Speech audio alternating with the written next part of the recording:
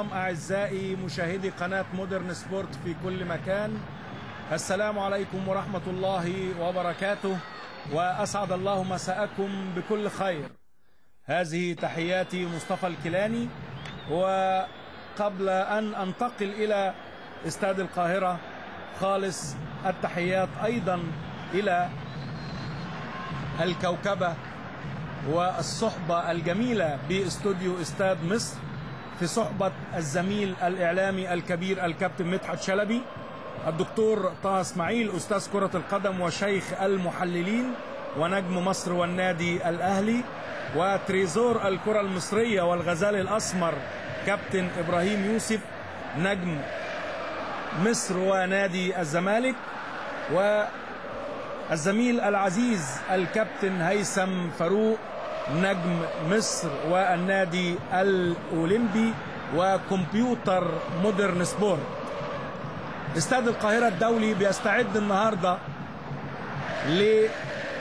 لاحتفالية جميلة للنادي الأهلي ببطولة الدوري العام. قدامه فرصتين، التعادل أو الفوز، وحظ أوفر لفريق المنصورة صاحب المركز ال15 في جدول المسابقة اللي تأكد هبوطه. تمنياتنا لفريق المنصورة في الأعوام القادمة بكل توفيق بإذن الله. النادي الأهلي عارفين حضراتكم بيتصدر جدول المسابقة برصيد 59 نقطة.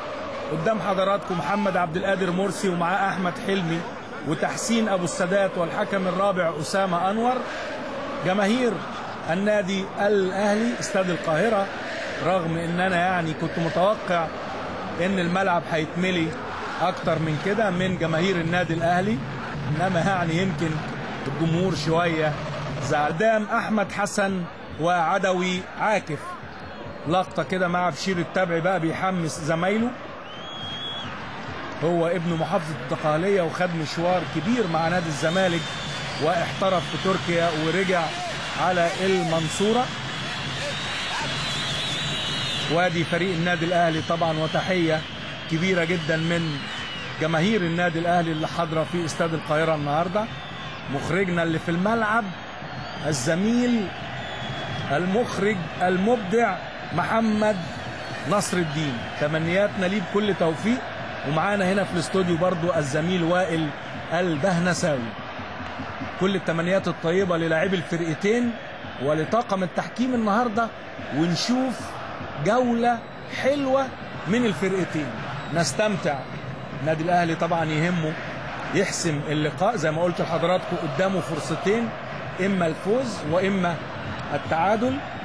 وايضا المنصورة بيهمه بقى زي ما قال الكابتن اشرف قاسم انه بيعمل تيم من مجموعة من الصاعدين، وعايز يسيب ذكرى كويسة ويدي ثقة للاعيبته الصغيرين للمواسم القادمة. كل فريق طبعا له دوافعه وله أهدافه وله طموحاته، وإحنا كجمهور بنتمنى إن إحنا نشوف كرة حلوة.